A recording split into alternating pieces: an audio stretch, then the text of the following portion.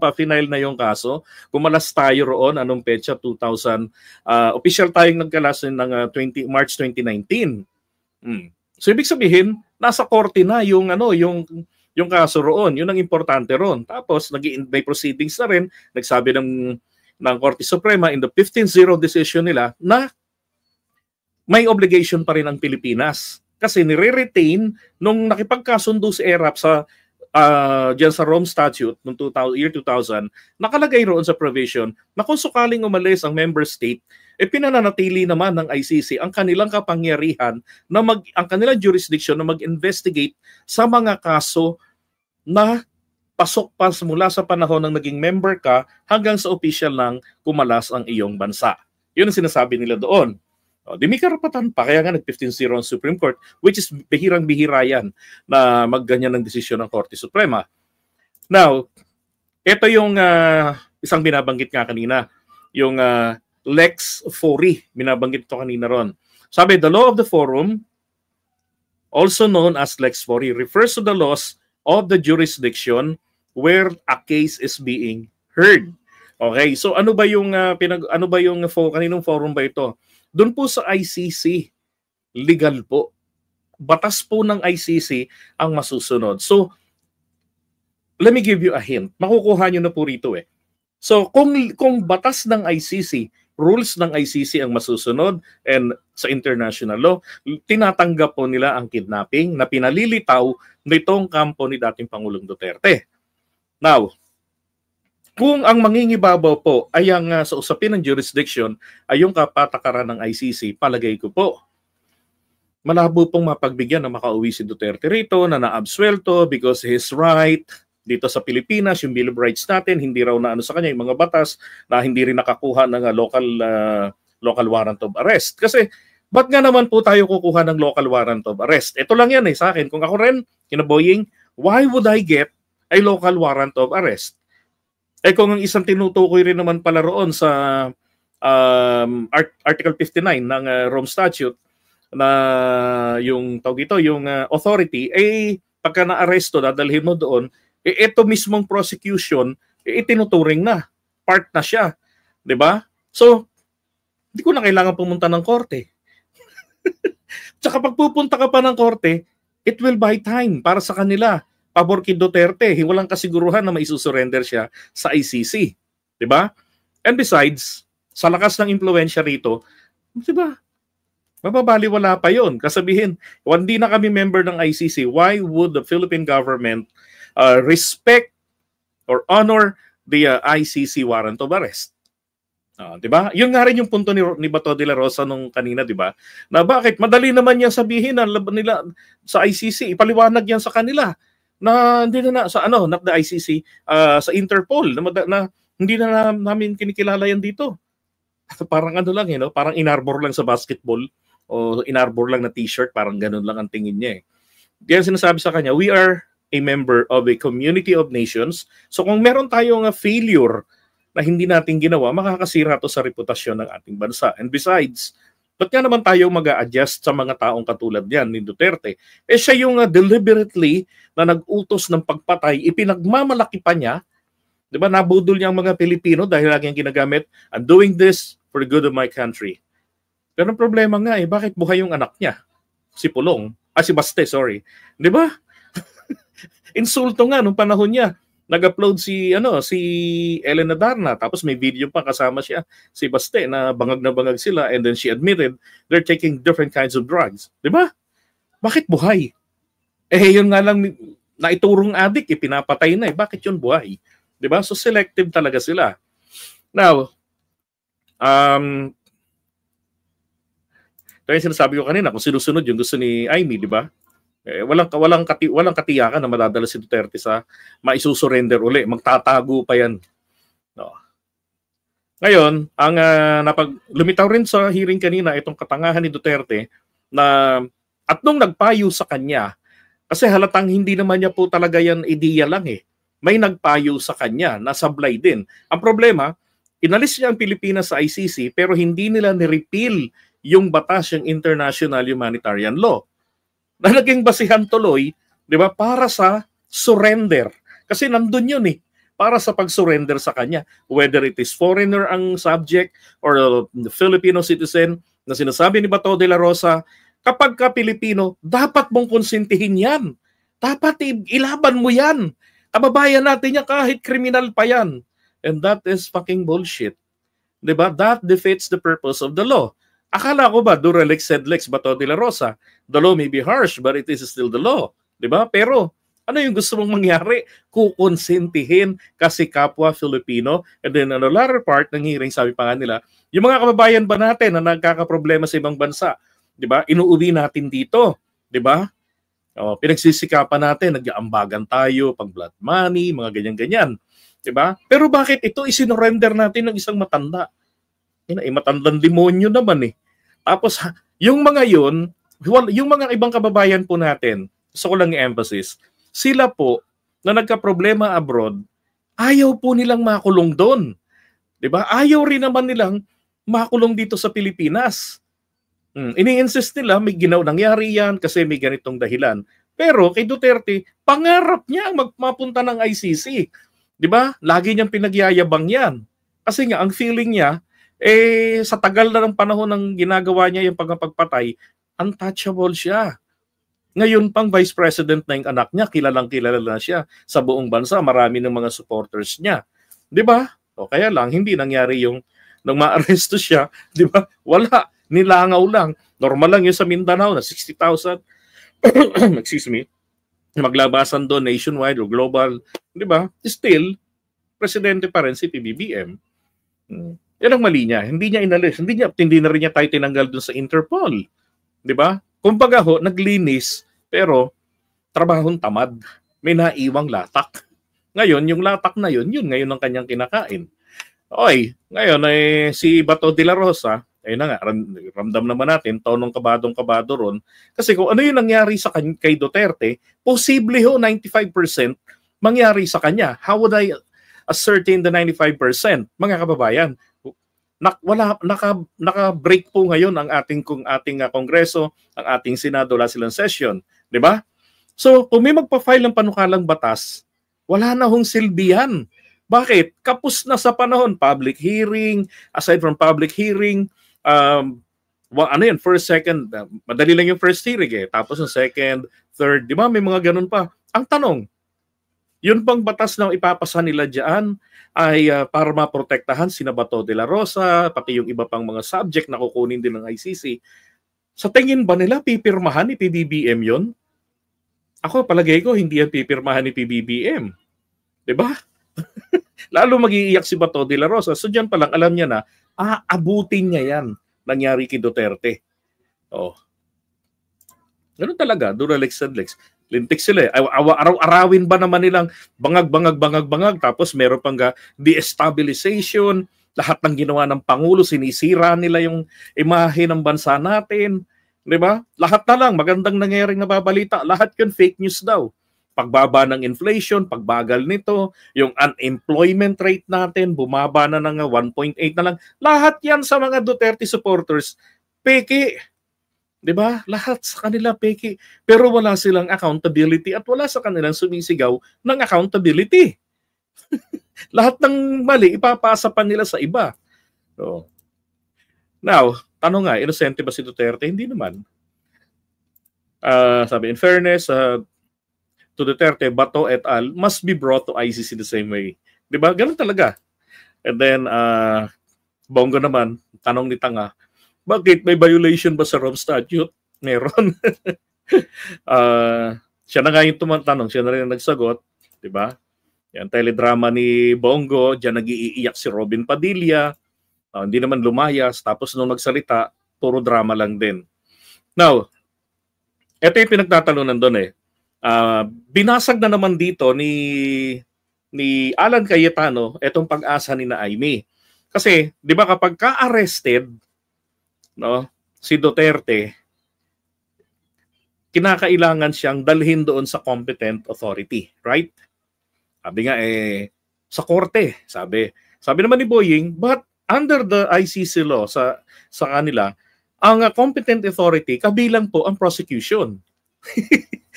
So, etong ibig sabihin ko sa prosecutor, doon mo siya dadalhin.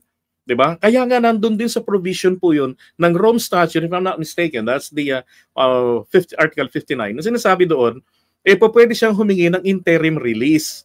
So there are two ways para mag-request si Duterte ng interim release. 'Di ba? So pagka dito sa Pilipinas, mukhang malabo-labo talaga na ma-surrender 'yan. 'Di ba? Kaya kinailangan talagang ma-deliver na siya doon. Now, since hindi na po tayo member ng ICC, hindi na po applicable, ayaw lang sabihin ni Boying na gano'n hindi na applicable ang Article 59 na dapat dalhin siya sa competent authority, kaya ni sinasabi niyo, korte. Korte sana kung member pa rin tayo ng ICC. Okay, so kasalanan na naman ni Duterte. Ngayon, dahil po naman sa hindi arrested si Duterte, bagkos ay surrendered, at saka kusa po siyang sumama. So, ayun na nga, absuelto po dyan si General Torre dun sa batas na napulot ni Alan Cayetano. Tali sinasabi na ayaw niyo papasukin si Sara. Diyos ko, gabi na yun bakit naman, 'di ba? Isa pa ho, mahirap na sabihin si Sara mag-aabogado sa tatay niya. She has to resign from the vice presidency. 'Di ba? Mag-resign siya muna. Kasi bawal sa kanila 'yan habang nasa kapangyarihan sila bilang vice president o anumang posisyon, kailangan nilang magbitiw sa kanilang trabaho para gamitin yung kanilang profession. Would she do that? Palagay ko never. Nagagawin po ni Sara yan. Kahit hanggang ngayon nandito si Duterte, she would never do that. Now, sabi, Digong said Sara is his lawyer. Ayun, ito nga binabanggit ko. Okay, kaya pala, ayun, kaya napansin nyo, si Bongo nagpasok ng mga pagkain doon. Dapat po, they were very cautious kung ano yung kakainin ni Duterte, di ba? So, maliwanag pa lamang po, talagang plenano na rin nila yan, cleverly, na pataasin ang blood sugar ni Duterte. Tapos dinadahilan nila na ito mag-undergo ng confinement kasi nga naka-schedule na yan sa Cardinal Santos a week ago na i-reserve na siya. Anak ng potya, meron palang ganong gagawin yung matanda. Bakit ninyo pinapunta pa Bongo sa Hong Kong? Kasi tatakas. 'Di ba? No, kasi kung hindi tatakas yun why would he do that? Tanganganin pala buhay niya. Di sumugal. 'Di ba? Kaya lang kinarma lang doon si Digong kasi bumubula yung bibig doon sa Hong Kong, kakapanira kina PBBM. Ano sabi niya ron? Parang 6 times na nagko-cocaine si PBBM in a day. Gago talaga. 'Di ba? At ito rin dito, sana napansin to ni Amy. Bakit umiinom si Duterte ng 27 different medicines? Yan daw po yung kanyang mga maintenance meds. Okay.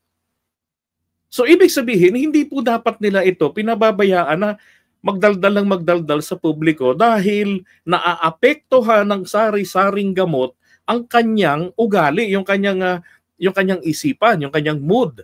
Kaya pala, minsan nakala mo matino. Sabi na, okay naman si Marcos, mabait naman yan. Hindi, takot ako talaga kay Marcos. Putang inang yan. Adik yan, bangag yan. Patay, di ba? Ganon si Duterte. Pabago-bago yung mood. Kaya naman pala. Ngayon, anong sabi ni Sara? Sabi ni Sara, okay naman ang tatay niya doon. According to Bongo, hindi pinaiinom yung mga gamot na yan kay Duterte. Dahil ang gusto ng mga doktor doon sa ICC, sila ang magpo-provide niyan sa kanya. Ang tanong, meron bang mga sinabi si dating, kayo sumagot, meron bang sinabi si dating Pangulong Duterte mula nung makarating siya ng ICC? Meron bang mga katulad ng tang ina mo Bongbong, papatayin kita talaga. Pag ako nakauwi diyan, pinakulong mo ko dito. Pag naging presidente si Sara, mag-member kami ng ICC, ipahuli kita, papatay kita talaga. Wala na pong ganun, di ba? Laging maririnig nyo na lang, tinanong, okay ka, ano pakiramdam no? I'm okay. I'm cool here.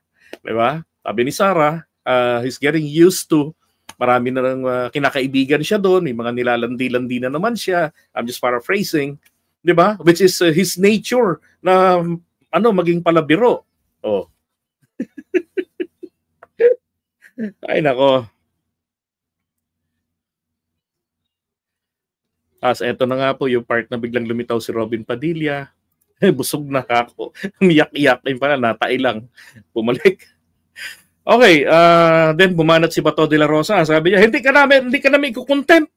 Hindi kami rito mag-contempt. Eh pala, pinagbawalan pala sila ni Cheese Escudero na mag-cite in contempt. Pero, pinatamaan niya po ang Kongreso dyan. Sabi niya, hindi kami mga abusado rito. Pag hindi namin nagustuhan, sabihin niyo,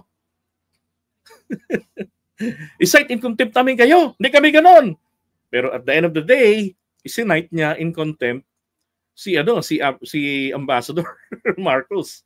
Ay nako, syungaling si Bato de la Rosa. 'Di ba? Kabado eh. Oh. Kaya nga biglang taas ang boses niya, 'di ba? Nakakuha ng butas doon. Duterte already in the Hague. Ano? Dito, alam niyo, throughout the 5 hours ordeal nila kanina, nako si Boying Rimulya talaga ang stand out talaga si Boying Rimulya. Lalo na yung part na na ginigiit niya na yung executive privilege. Offer pa si Bato na mag-executive session. No, sir, hindi na ako mag-executive kasi may karanasan ako rito. Habang nag-executive session, lumalabas ang mga information sa media. 'Di ba? So may chismoso sa kanila. Oh. Tsaka bakit mag-executive session? Putrakis na 'yan. Gusto lang po kasi nila talagang palitawin na na si PBBM ang isuka nilang sabihin it was ordered by the president. Tapos diyan gagawin na nila yan, papakasuhan na yan ng impeachment because of culpable violation of the Constitution. And that will happen only after the election kapag naramdaman nila na nakuha nila yung yung Kongreso na makakakampi nila, because that's what they believe na sa nangyari kay Duterte, which they love to happen, na bago mag-eleksyon, ma-ICC na si Duterte o mamatay na para makakuha sila ng simpatya at lahat ng mga kandidato na mga DDS ay magsipanalo. Considering ang dami nating kababayang bobo pagdating sa pagpili ng kandidato, nagbabase sa parang telenovela or parang pelikula kung sino yung inapi, 'di ba? Sino yun kung sino bida yung ginugulpi. Di papanigan nila. That's the problem. Now,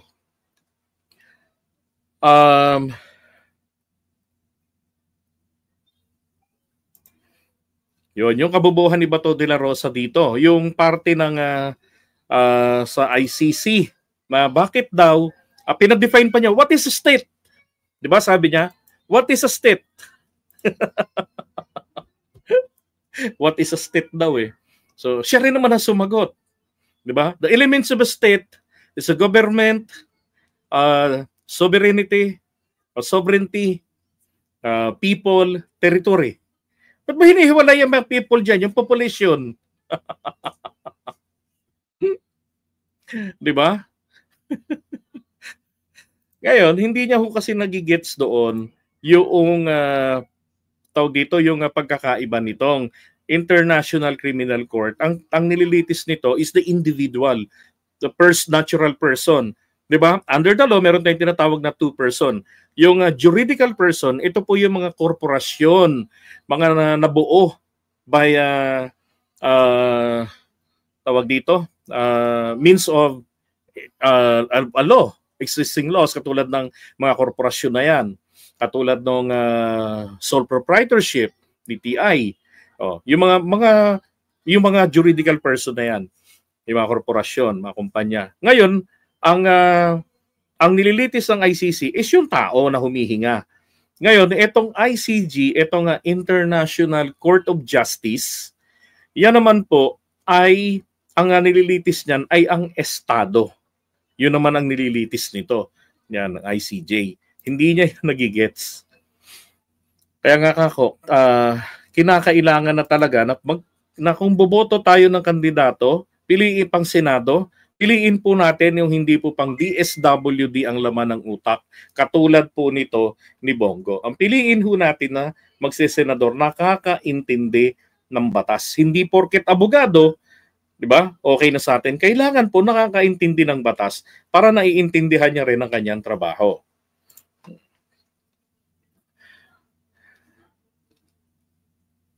Ngayon, ito na yung inavail ni yung executive privilege. So nung tinignan natin itong Executive Order number 464 na dated September 28, 2005, panahon ni Gloria Arroyo, tad rin ang mga Senate investigation ang panahon ni Gloria Arroyo. So dami ng issues. Ngayon naglabas siya niyan at kinatigan naman po yan ng Korte Suprema. Ngayon, ang nga rito, sino-sino ba yung covered nito ng executive order na yan? Kabilang po dyan ito, the PNP, Philippine National Police officers with rank of Chief Superintendent and higher and such other officers who in the judgment of the Chief of the PNP are covered by the executive privilege. Up to what extent daw Diba? So basag na basag lang sina Amy diyan kanina. Ang dapat nilang hanapin dito, ba't hindi nila binabanggit itong pangalan ng dalawang taong ito? Si Father Flavie Villanueva at saka itong si dating senator na magiging mayor ng Caloocan City, Trillanes. No, hopefully, na magising yung mga taga-Caloocan. So, yan ang tawagin nila. Ba't ayaw nila? Kasi po, wala hong paglabag sa batas ang ginawa nilang pag-assist doon sa mga biktima. So kung nakakuha ng mga sensitive information ang ICC, marami hong paraan yung mga investigators na yan para makakuha. So pwede na yung mga sensitive info na yan ay na-provide ng mga kaanak ng mga nabiktima ni Duterte. Oh. 'Di ba? Ang gusto nilang ibuli yung police, yung colonel na ipinatatawagan sa susunod na hearing. Ay nako, isang maliwanag lang po, kabado si Bato de la Rosa Road kasi siya na po talaga yung susunod, 'di ba? Na kabanata na aarestuhin ng mga taga-ICC. Okay. Iwan na nga muna natin 'yan.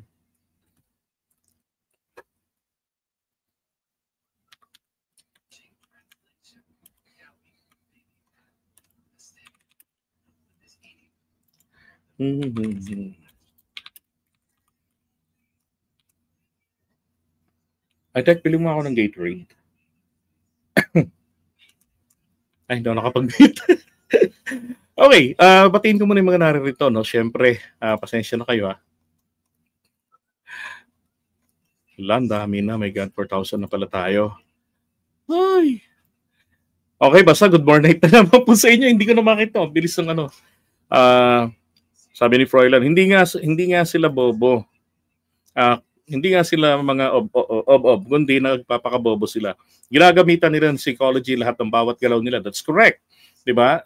That is to get sympathy. Nilalaro nilang isipan ng mga tao. Deceiving technique. I totally agree with you. 'Di ba? Trillanes ang isabak nila, hindi sila atrasan. Okay, and hello po sa inyo. Carmen Vel. And then Lakaiti Amyanan Mix Vlog. Yan, and then Hannah Harris Pads, Joselisa Moises ng Singapore, Marikit 76. And then Tin Yamashiro, maraming salamat po sa pamasko. Sana po hindi magtagumpay ang Team Dutertes. Sana nga po talaga. No, wag magtagumpay. Isa lang po susi diyan. Kausapin po natin, tayong lahat, kausapin natin mga kamag-anakan natin na nasa probinsya and tell them, hindi nyo dapat iboto si Bongo kasi ganito, ganyan, niloloko kayo niyan. Hindi nyo dapat iboto si ganito, si ganyan. Yun po. Okay? JDB, ayos lang. Banat pa more. Bato, wag para magpuno ng salop. Siya naman ang dadalhin sa ICC, hintay-hintay lang, Bato. Wag magsasama din kayo. Magsasama din kayo ng amo mong dugong pag sumobra na yan sa Bato, huwag pulong din yan. Alright. Okay, so pag-usapan na nga po natin ang susunod natin. Ngayon gusto nila may makontempt. Alam nyo, huwag silang magkakamaling i-contempt dyan si Boyeng Rimulya. Bakit kanyo? Kasi pag kinontempt nila si Boyeng Rimulya, di ba Mami Peng, ang mangyayari dyan sa kanila, nako, malaking boto, Cavite ang mawawala kay Amy Marcos. Kaya kahit anong ligaw niya diyan, Nako, ilalaglag at ilalaglag siya ng mga taga Cavite. Oh, kaya hindi niya makuha-kuhang angasan si Boying Rimulya kanina at ganun din. May bragging rights kasi si Boying Rimulya. 'Di ba? Sabi niya hirap hindi sitahin si Amy Santissima. 'Di ba? Yan, shout out kay Mayora Peng ng Selda 14. Ano ang fake news doon? Yun yung nilalaman ng hearing kanina. Nanood ka sana. 'Di ba? Alam niyo, wag iboto si Bato, ini-epal at si Bongo. Para walang hearing. Nonsense. Ay, nako. Ang sipag mag-hearing, ano? Hindi nila kayang i-contempt yun eh. Tsaka si General Torre, hindi rin po nila pwedeng i-contempt kasi sumasagot si Torre. Napakaganda ng diskarte. Ibabato yung tanong kay Torre, sasagot ni Torre, who gave you order? I just received and execute the order from the Chief PNP. Tatanungin si Marbil. Diba? Sabihin naman ni Boyeng, well, that goes to me. What? That goes to us. To the higher decision maker. Diba? At saka hindi pwedeng i-discuss yung mga decision making ng executive department. And I'm also part of it. Diba? Wala na. Tiklop na sila. Hello, Tropakil. Yan. And Leoncio Ardaniel. I love you too, sir. I love you. Yan. Wala na ba si Amy Duterte? Kaya nga eh. Kinain na ng sistema. Okay, dahil pinag-uusapan natin si Digong, isingit ko lang naman po muna ito saglit. Yung sinasabi nilang wrong move.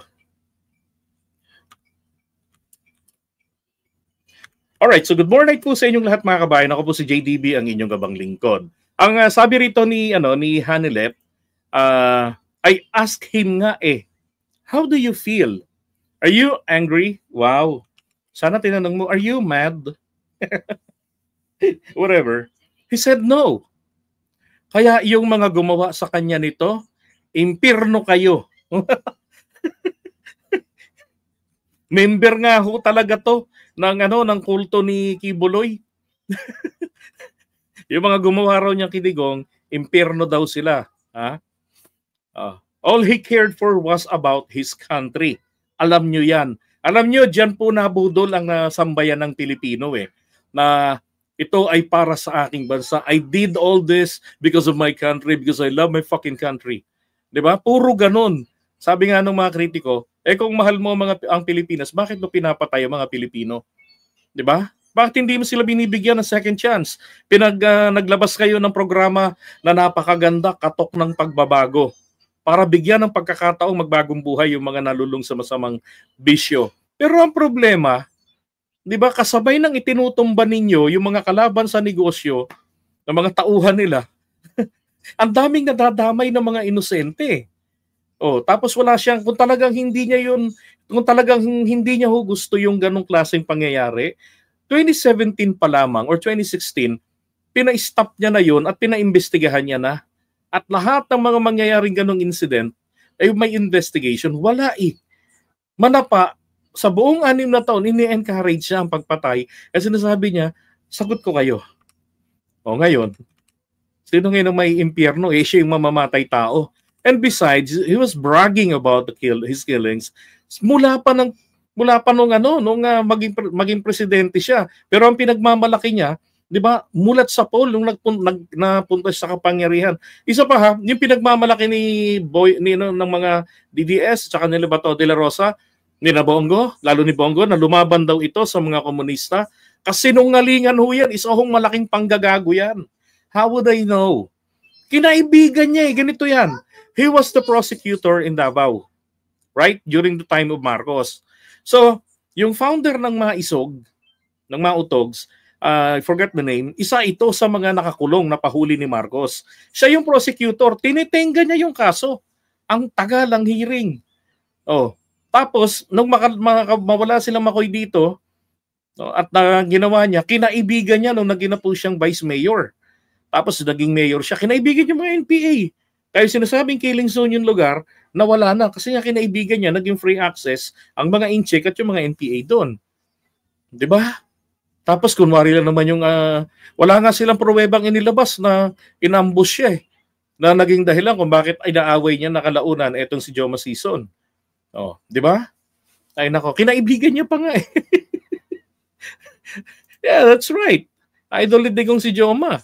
Tapos alala niyo nung SONA niya, first SONA, at ako second, pinuntahan niya yung mga nagrarally sa harap ng Congress, sabi niya, inambas niyo ako eh. Sino gusto niyo kausapin? Multo? Oh, nalala niyo yon? Diba? Yung sigaw na sigaw doon yung mga nagrarally, nauwi sa tawanan. Ay nako. Ngayon, sabi niya, sabi rito, buti sana kung naging tarantado. Alam niyo, buti pa yung tarantadong basagulero eh. 'Di ba? Mga ngilan-ngilan lang yung nasasaktan. Ito patayan talaga eh.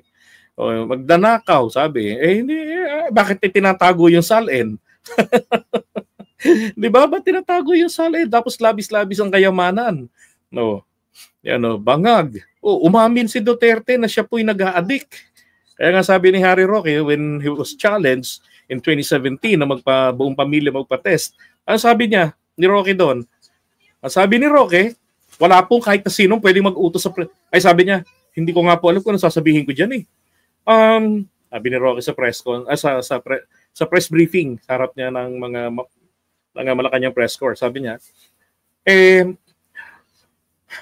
wala pong makapag-uutos sa presidente. Ang presidente po ay magpapadrug test kapag gusto niya. At walang pwedeng mag-utos sa presidente.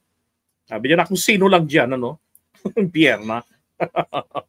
Tapos ngayon, napaka-mapilit nila ng hair follicle. Kung ginawa ba nila noon yun, di madali rin sabihin sa Pangulo na, magpa-test ka rin. Kasi si Diggs nagpa-test eh. Di ba? Kasi hindi po nila pwedeng sabihin ganun yun noon kasi magmumukhang uto-uto ang presidente nila. Ngayon, ganun ang gusto nilang mangyari pag mukhang uto-uto. At may possibility pa na matamper yung resulta noon. Alam niya itong mga to dahil alam niyo naman ang presidente paikot ang mga kalaban diyan na gustong magpabagsak sa kanya. Sabi pa ni Hanilet, di ba akala nila that will put him down? Nagkamali sila, wrong move. Well, let's see. Sino bang nakakulong? Di ba sino ba yung nakakulong? Si Duterte pa rin naman. Ay nako. Wrong move kayo. Ilang rally na ginawa ninyo? Isang buwan na, ha? Di ba? Anong petsa na? Bukas sa 11 na. Mula nung naaresto si Duterte, isang buwan na. Ilang rally na yung ginawa ninyo na mga alipores nyo? Kumita lang yung mga gasolinahan. Di ba? Yung mga barko, yung mga bus, kumita lang sa inyo. Tapos yung mga car rental company, sabi ko nga, meron kaming nasalihan na motorcade nila noon. Diyos ko po, ang daming mga nakasaradong pinto ng sasakyan. Parang yung kay Leni Robredo noon na nakasalubong namin ng motorcade sa Quirino Avenue papuntang Novaliches. Sila galing na ng Novaliches. Kami papunta pa lang ng Novaliches pa SM Fairview. Lang yan, mga nakasarado ang pinto. Yun pala galing rental company. Ay nako, tuwan-tuwa lang yung mga vloggers nila. 'Di ba? Na nag-e-enjoy sa situation kasi malaki yung revenue. Plus dagdag pa kulay. Kasi nakakaawa nga naman na magmo-motorcade. Kaya pag tapos na nga, makita nyo, ang laki ng mga kinita. Nagbibilangan kaya mga yan, nakamagkano ka ng pakulay? Screenshot. Ito, 20,000 ako. Kaya lang sana Gcash na lang eh. Kasi kukunan pa to ni YT ng 35%. Sayang. Next time, lagay natin ng Gcash. Ay, nako, mga kababayan. Iwan nga muna natin to. Kayo ang wrong move. Kasi, ba't po natin nasabing sila ang wrong move? Nilabas nyo ng Davao City. Alam nyo may warrant of arrest na pala. Di ba? Pag may warrant of arrest, may Interpol. Kung sila, yung nga lang sila Alice Goo na sa kote, natural, si Digong, makakalawit din yan. Di ba? Alam nga namang, naku. Okay, pag-usapan naman natin po etong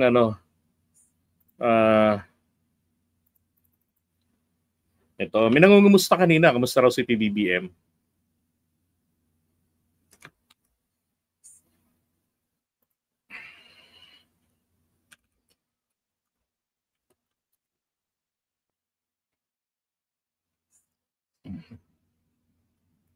Alright, good morning night po sa inyong lahat mga kapatid. Ako po si JDB, ang inyong kabang lingkod. Pag-usapan natin itong habang nag-i-speech po si PBBM, aba naman bigla naman dumugo ang kanyang ilong. Totoo po yun. Kanina, naka-receive ako ng isang message. Sabi sa akin na, itong pinagkakaguluhan ng mga DDS, sabi ko, ano yan? Mukhang totoo ba? As is, yung picture na yan, ang pinadala sa akin. Mukhang totoo yan sabi ko. So tinignan ko po. And I confirm na totoo po yun. Yung speech ni PBBM, yan po ay nangyari nung tawag dito. Oo, na-contempt yun. Pero umaapila pa Ano yun? Now, going back, habang nagsasalita ron si PBBM, ang napansin ko, parang tawag dito, parang ang ipin pala nung pustiso na lang no? Ganun. Kulang na, wala ng bagang. So, may possibility ho kasi na nagtutwitch yan na nakakagat ang gilagid. Nangyayari sa akin yan na nakakagat ko yung gilagid ko. Madalas dila ang nakakagat ko. Yun ang problema ko. Nagtutwitch. Yung kusang gumagalaw yung muscle or muscles. Ngayon, doon sa speech niya, tuloy-tuloy naman. Tingnan nyo to. Tuloy-tuloy naman ang pagsasalita. Bakit mahaharang? Dahil maraming masyadong hinihingi na dokumento, maraming masyadong proseso, ang punot dulo ay nagiging matagal na. Nagiging masyadong matagal ang pagbigay. Di ba? Tuloy-tuloy naman din yung kanyang yung kanyang pagsasalita. Napin natin yung mahaba-habang video. Let me see. Meron akong mahaba niyan Hey, where are you? Ito, yan. Yung mga pamilya ay aalagaan natin, hindi po namin pababayaan. Kaya't nagtanong po ako at tinatanong ko sa kanila, ito ba mga benepisyo na ating ipinapangako sa mga nagseserbisyo para sa atin? Ayan Ito ba ay nabibigay? Alam nyo, ang timestamp po kung kailan po nagsimula yung kanyang yung pagdugo. Ito lagay ko rito sa sa oras po ng 6 minutes yan, and 7 seconds.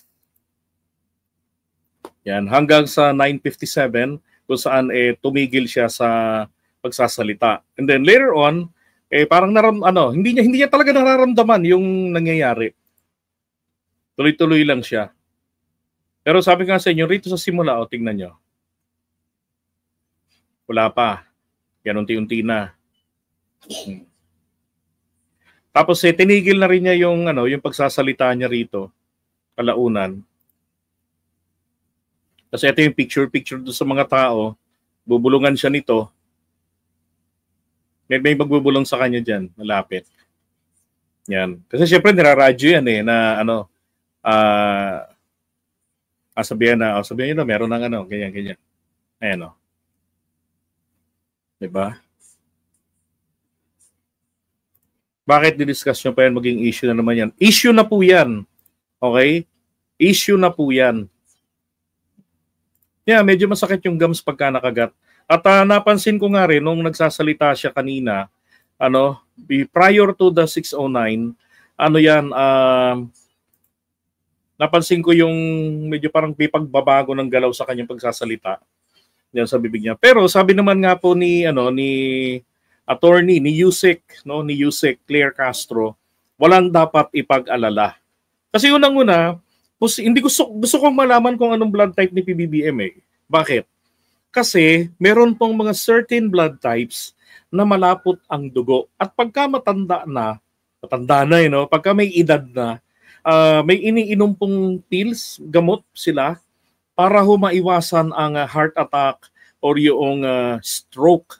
Yung blood thinner, alam niyo yon, yung pampalabnaw ng dugo. So yun yung mga nagme-maintenance dito, mga high blood. May alam niyo yan, syempre, na mayroong pinaiinom para malabnaw lagi ang dugo. Mga blood type O, hindi po kailangan. Kasi ang blood type O, kapag nahiwaan yan, sirit ka agad yun. Kaya ako, blood type O ako. sirit agad yon. Ngayon, kapag ka umiinom ka ng blood thinner, yan yung mga blood type A, AB, yung mga ano yung dugo malalapot, kagaya nung sa tatay ko, malapot ang dugo noon. Pag nasugatan yun ng buhay pa, kita mo yung patak-patak, nagbubuo-buo eh. Sa akin, kumpara, sisirit agad. So ganoon. So pinaiinom po sila ng blood thinner. At palagay ko, nag-take ng ganon si PBBM. Kasi mainam na yan para sa ano, aspilit ba yon? O aspirin?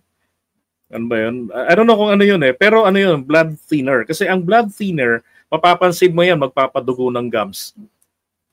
Naalala ko rin ho minsan, meron kaming na-hearing na kaso sa barangay. Tapos ang kaso noon blood type A, o yun. No? Diba? Malapot dugo niyan. Kailangan niyang blood thinner.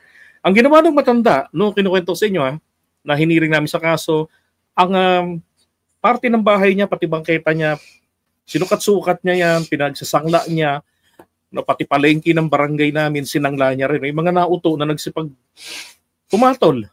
Ngayon, nung kinasuhan siya ng estafa, alam yung ginawa ng matanda na yon, hinigop niya yung ngipin niya. Sinipsip niya ng ganon. Nung pagsalitain na siya ng judge, nasa judge na sila eh. Naku po, yung guilty or not guilty, arraignment, biglang kunwari nasa mid, pinakalat niya yung dugo niya rito na hinigop lang naman niya. So yung mga complainant niya na madami, naku po, kasi syndicated staff yun, walang bail yun eh. So, pagtapos ng arraignment niya, diretso aresto yung kulong. So, anong nangyari? Naawa sa kanya yung 6 na complainant. Magkano yung natakasan niya? Mga nasa 2 o 2.5 milyon. Sabi nila, sige na, bahala na lang po ang Diyos sa kanya. So, inatrasan nila agad yung kaso. Ganon ho, diskarte. Tapos, bumabalik pa rin yung tao sa amin na yan. Iba-ibang tao nagpupunta sa barangay, sa Lupon, at hinihiring namin. Sabi ko, huwag kayo magpapadala sa kalokohan niya. Sinisip-sip niya yung gums niya para lumabas yung dugo, tapos iluluwa niya pag nasa judge na kayo para maawa kayo. Ay nako. So may mga ganyan kasi. Okay, so sabi nga niya, normal lang yan, di ba? Yeah, normal lang yan sa tao. Kung minsan dinudugo ang ilong at kung minsan gilagid lumalabas ang dugo. Correct. Kapag tumataas yung presyon, maaaring yung venue ring kasi, it's a tent, parang tent area ito sa sa Bataan eh. So mainit. Kaya nga ako tamad ako magsasama sa mga ganyan ng Pangulo. Pag tent po, nako, kahit na may aircon, yung pagkagaling mo sa labas, pagpasok mo, biglang malamig, nako po, ang sama sa katawan noon. Kaya una at huling beses akong sumama sa kanya, doon po sa sa Nueva Ecija. Naalala nyo yung yung solar yung pinakamalawak na solar farm sa Nueva Ecija. Yun, doon po. Nangyari din pala yan sa kanila. Kanina, tuwan-tuwa, syempre, yung mga DDS. Wala pa nga kahapon eh. Malapit na raw, kesyo daw nagkokok daw, kinukuskus daw ng tawas, puro mga ganon. Ang mga naman, yung mga DDS, syempre, sina Maui, diba? Sina Akla, tsaka yung mga troll ng mga accounts. Pero again, there's nothing to worry about sa lagay ng ating Pangulo kasi nga po, pagkatapos niyan, tuloy pa rin naman yung mga events niya. No? Nag-ano na lang siya na mapansin nyo yan dyan na ganyan siya. Gumanong si PBBM, nilunok niya. Yan, ganyan sa tatay ko, Sir Carlos, pyorrhea. Kaya lang, pagka pinisilang ganon, malabas yung nana. Kaya inubos yung ipin niya, binunot lahat dati. Okay, so kanina naman, sabi nga ni Attorney Claire, nag-meeting naman sila umaga, wala namang kapansin-pansin na sa Pangulo, walang dapat ipag-alala. And again, normal lang naman po yan, lalo na sa mga ganyan nagkakaedad. I think BBM had a high tolerance in pain. Possible. Diba? Oy, taga-Bataan pala si Naomi Chin. Doon to sa yung araw ng kagitingan, doon po yan ginanap. Pero mga DDS yan basta nakakulong si Dutay. There you go. Okay. Usapan natin isa susunod na topic natin. Marami tayong topic actually.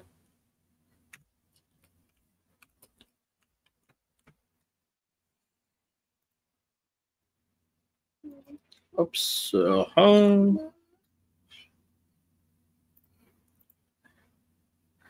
Alright, so alisin na natin to. At saka, pag-usapan naman natin ang hey. Kaya ako, salamat naman sa mga DDS sa concern nila sa Pangulo. Tawan-tawa sila dyan nung makita nila yan eh. Ako naman, dali-dali naman ako ang hanap nito. Kanina, kailangan makita ko yan, sakto, gusto kong malaman. Pero sabi ko, kaya TPL, I confirmed, sabi ko, nangyari nga talaga. Sabi naman niya, nangyayari naman talaga yan sa gums, gano'n. Hindi naman yung bibig yung labi, hindi naman yung gums, di ba? Normal naman. Wala ka nagbago sa galaw ni PBBM dyan eh. Okay, eto naman ang pag-usapan natin. Diyos ko po, part 3 na to, naging series na ng channel ko. Oh my God, ano ho bang bago dito? Okay, we'll talk about that.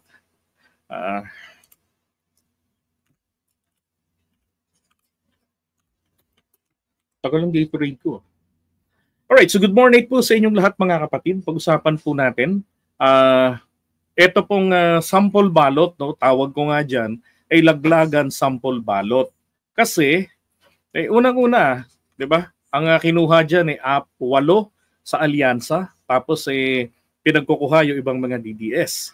Tapos ang itinuturo ay si Bongo daw po ang pinanggalingan nito. So, nung una, 'di ba, itinanggi po yan na strike Revilla. Sabi niya, nais po nating ipagbigay alam sa ating mga kababayan na wala pang inilalabas na anumang sample ballot patungkol sa 2025 national elections ang Team Revilla. Huwag pong maniwala sa fake news. Okay, so fake news daw.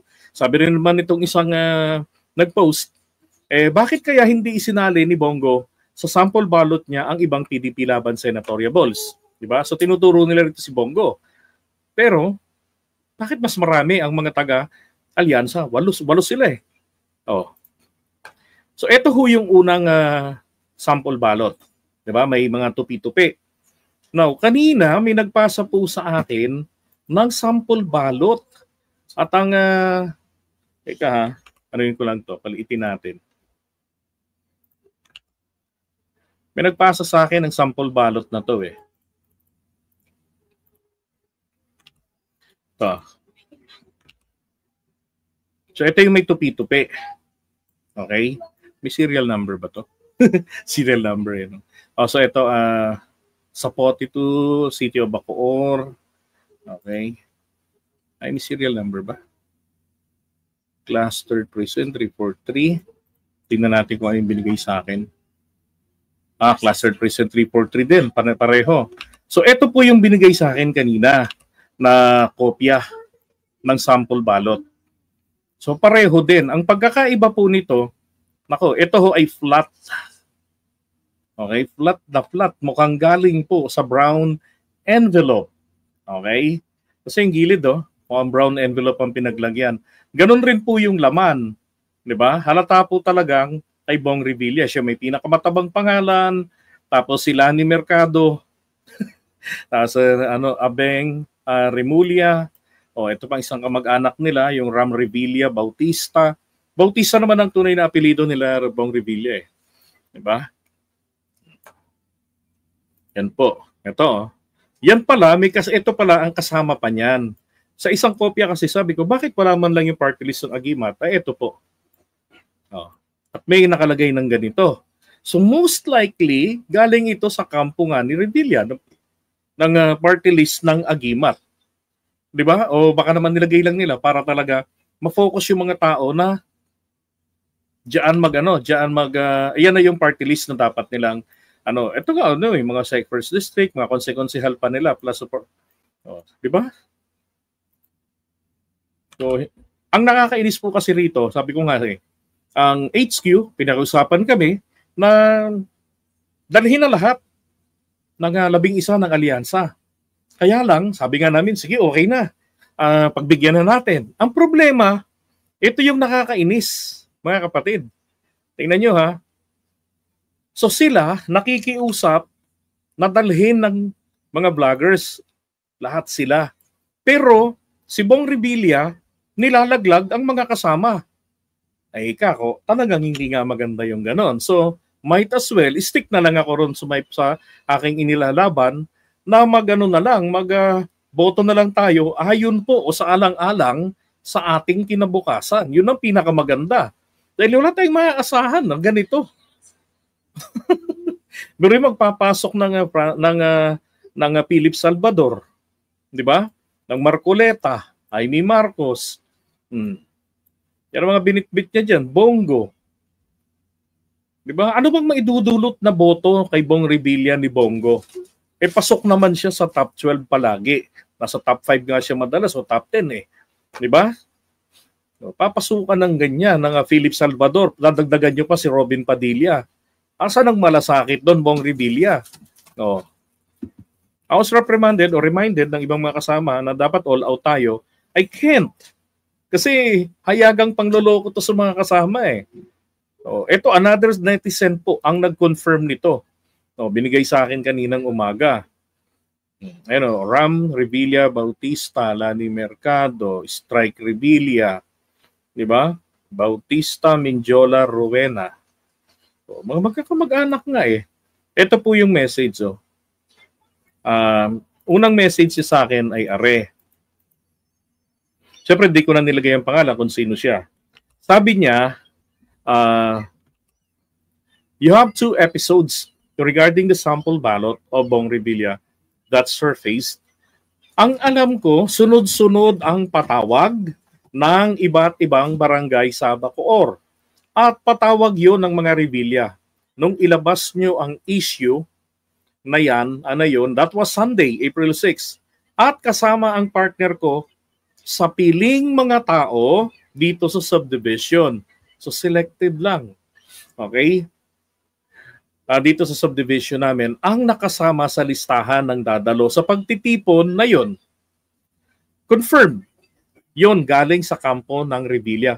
Kasi sila ang nagpatawag noon. Kalimitan hinahakot pa ng bus yung mga tao. Hatid sundo ika nga. At mahigpit doon sa venue ng pagpasok at paglabas. Kailangan pang i-scan ng QR code sa ID na ipinamigay nila before nung meeting. Ganoon, parang yung ID ng sa alyansa may QR code. Mahigpit, okay? Kaya sabi ko, paano mangyayaring yung kampo ni Bongo pinanggalingan yan? Binigyan nila ng special access ang kampo ni Bongo? Which I doubt, di ba? Gawin nyo na lang pong anonymous ang aking sinabi. Si Ano ang nagbigay nitong kopya na to sa akin. Yan, subscriber po ako ng inyong YT channel at matagal na akong nanonood sa inyo. Okay, here we go. So, ito. Hayan ang sample ballot na pinamigay nila noong araw na yon. Front and back ng sample ballot. Huwag nyo na lang pong banggitin kung sino po ako. Salamat. Just confirming that the sample ballot came from Bacoor at ipinamigay yan doon mismo sa meeting sa City Hall. At ang gamit pang panghakot ng tao ay ang bus ng Bacoor City. Controlled environment yan. May kasamang 1K pa yan na nakasobre. Patay. Paglabas ng venue, scan yung QR, then bigay ang sobre. So hindi magdodoble ang 1,000. Okay na yung vote buying yan.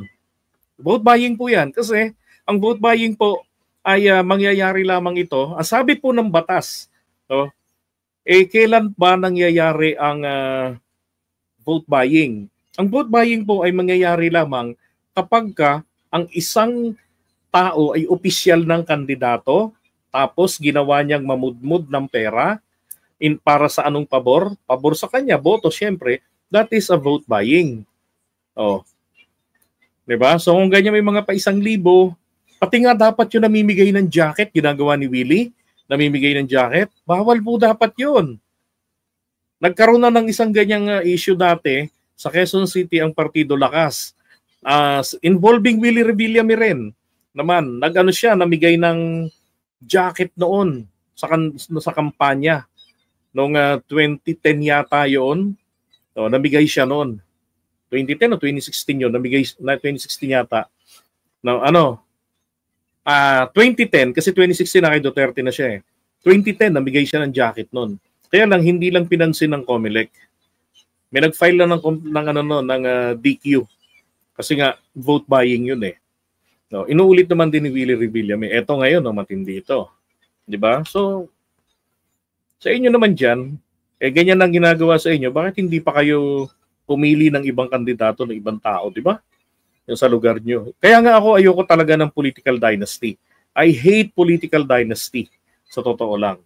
Kasi nga, ganyan ang mangyayari. Mawawalan na ng choice ang mga tao pumili. At kung magtamad-tamad ang mga kandidato nila pagka nakapwesto na, wala silang magagawa kasi wala silang ibang matatakbuhan. Maghintay sila ng pa another 3 years, ang mangyayari, yun at yun pa rin, same faces pa rin. Diba? So, kawawa naman. Ngayon, eto pa oh. Tingnan nyo, sino ba to? Di ba anak nila to? Anak yata ni Bong Revilla yan eh. O, ito, kasama si Marcoleta. Di ba? Anak ng baka, oo. Ay, nako. Sabi o, kailangan pa rin mag-iingat sa mga ganyan kasi baka reverse psychology na naman ng mga DDS yan. Iniisa-isa nilang ibagsak ang alyansa na di natin namamalayan. Magaling dyan ang mga komunista. Hindi nga po mismong netizen na mismo yung nagpatunay na may ganyan ng bigayan. Tsaka sabi nga nung iba, gawain daw po talaga yan dyan sa Cavite. Ano yan, ninong niya nga. Niya nga, tinalikuran niya noon, style na ni Revilla yan. Sino ninong nun? Ni Revilla. That's Jolo pala. Okay. Alright, so iwan lang natin muna to. Again, nakakairita lang talaga na nakikiusap sila sa mga vloggers, dalhin ang 11-0, pero mismo sa kampo nila, hindi po nila ginagawa yun. Nilalaglag nila yung kanilang kasama. Diba? Kaya nga dapat talaga ipasa na ang anti-political dynasty law sapagkat yan naman ay nasa constitution natin nang magkaroon ng maayos na option. I don't care kung tatamaan ng pamilya Marcos. Dura lex sed lex. The law may be harsh, but it is still the law. Para sa akin po kasi, kapag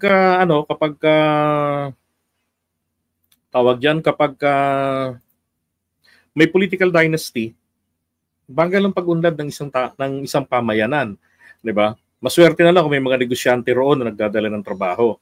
Tapos, kumbaga nagiging parang monarchical state na yung lugar, 'di ba? Sila nang may control ng lahat, 'di ba? Tapos yung mga serbisyo, Ngayon, kung wala hong political dynasty sa isang lugar, ang mga tao na gustong magsilbi sa bayan, may election man o wala, magpapakitang gilas lahat 'yan.